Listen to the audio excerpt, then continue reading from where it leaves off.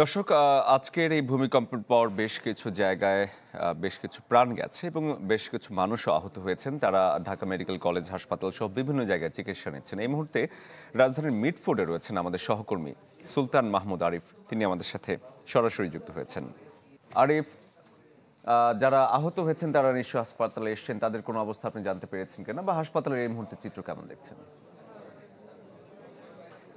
শরীফ, আজকের যে ভূমিকম্প, সেই ভূমিকম্পের প্রেক্ষিতে মিটফোর্ড হসপিটালে টোটাল ২০ জন চিকিৎসা নেওয়ার জন্য আসে। তোর মধ্যে তিনজনকে এখানকার চিকিৎসক যারা রয়েছেন তারা মৃত ঘোষণা করে, এবং বাকি যে ১৪ জন চিকিৎসা নিয়েই এখান থেকে প্রাথমিক চিকিৎসা নিয়ে তারা ফিরে যান। এবং বাকি যে সেই তিনজন কিন্তু এখনও চিকিৎসাধীন রয়েছেন, তবে কেউ শঙ্কাযুক্ত নয়, এবং বলা হচ্ছে যে তিনজন চিকিৎসা নিচ্ছেন তারা সবাই শঙ্কামুক্ত রয়েছেন।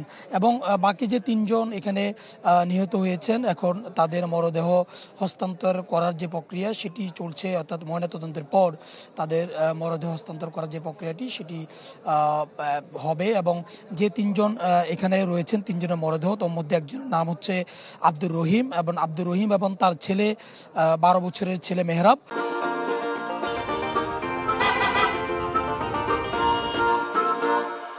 যে এখানে মারা যান, এবং আব্দুর রহিম ছিলেন একজন ব্যবসায়ী, এবং পাশাপাশি অন্য একজন, তার নাম হচ্ছে রাফি, এবং তিনি এখানকারই ৫২ ব্যাচের, অর্থাৎ সলিমুল্লাহ মেডিকেলের ৫২ ব্যাচের একজন শিক্ষার্থী ছিলেন। এই তিনজনের মরদেহ মূলত এখানে রয়েছে, এবং রাফির মাও কিন্তু এই ভূমিকম্প, অর্থাৎ যে আরমারেটলা যে ভূমিধসের যে ঘটনা ঘটেছে তাতে কিন্তু তিনিও আহত হয়েছেন, এবং বর্তমানে তার মাও কিন্তু শঙ্কামুক্ত রয়েছে। সব মিলিয়ে বলা যায় যে এখন পর্যন্ত নারায়ণগঞ্জ, নরসিংদী এবং ঢাকা মিলিয়ে মোট ৬ জনের মতো নিহতের তথ্য আমাদের কাছে রয়েছে। এবং সবশেষ এখানে, অর্থাৎ সলিমুল্লাহ মেডিকেলে মোট ২০ জন আসে, তোর মধ্যে ৩ জন নিহত হয়েছেন, ১৪ জন চিকিৎসা নিয়ে চলে গিয়েছেন, এবং ৩ জন এখন পর্যন্ত চিকিৎসা নিচ্ছেন। শরীফ। আরিফ, ধন্যবাদ আপনাকে। দর্শক, রাজধানীর মিটফোর্ড হাসপাতাল থেকে সহকর্মী সুলতান মাহমুদ আরিফ আমাদের সাথে যোগ দিয়েছিলেন। ঢাকা মেডিকেল কলেজে আছেন সহকর্মী রমিজ হুসাইন, তিনি আমাদের সাথে যোগ দিয়েছেন। রমিজ, ঢাকা মেডিকেলের ইমার্জেন্সি বিভাগের কি অবস্থা দেখছেন এই মুহূর্তে? এখন পর্যন্ত কিন্তু যেই ৪২ জন অর্থাৎ চিকিৎসা নিয়েছে তাদের মধ্যে ৫ জন ঢাকা মেডিকেলের একজন শিক্ষার্থী সহ মোট ৫ জন এখানে ভর্তি আছে। তার মধ্যে একজন কিন্তু আইসিইউতে আছে, যে ওমর, যে শিশুটি ১০ বছরের, সেটি যে মারা গেছে নরসিংদী থেকে, যাকে এখানে আনা হয়েছিল, তার বাবার অবস্থাও কিন্তু খুবই আশঙ্কাজনক অবস্থা। তাকে কিন্তু আইসিইউতে রাখা হয়েছে। কিছুক্ষণ আগে এখানকে কর্তব্যরত চিকিৎসকের সাথে আমি কথা বলেছিলাম। তিনি আসলে দেশবাসীর কাছে দোয়া চেয়েছেন, যার কারণ তার অবস্থা কিন্তু খুবই খারাপ, তাকে আইসিইউতে নেওয়া হয়েছে।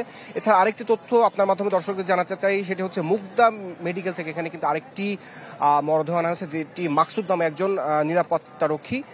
তিনি বাসা থেকে যখন এই যে ভূমিকম্প সময়, অর্থাৎ ১০টা ৪০ বা ৪২ এই সময়টাতে তিনি যখন বাসা থেকে বের হচ্ছিলেন, ঠিক তখন উপর থেকে ছাদের রেলিং ভেঙে আসলে তার মাথায় পড়ে, এবং পরবর্তীতে মুগদা মেডিকেল এবং সেই মুগদা মেডিকেল থেকে ঢাকা মেডিকেলে নিয়ে আসার পর তাকে কর্তব্যরত চিকিৎসক মৃত ঘোষণা করে।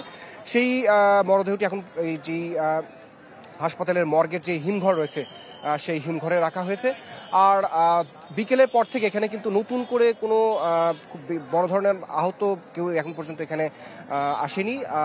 যেই ৪২ জন চিকিৎসা নিয়েছেন তাদের মধ্যে ৫ জন এখানে ভর্তি আছেন, আর তার মধ্যে একজন, যিনি ওমর, তার বাবা বেশ আশঙ্কাজনক অবস্থায় আইসিইউতে আছেন। এই ছিল এখান থেকে সবশেষ তথ্য আমার কাছে। রমেশ, ধন্যবাদ আপনাকে। দর্শক, ঢাকা মেডিকেল কলেজ থেকে সহকর্মী রমেশ হুসাইন যোগ দিয়েছিলেন আমাদের সাথে।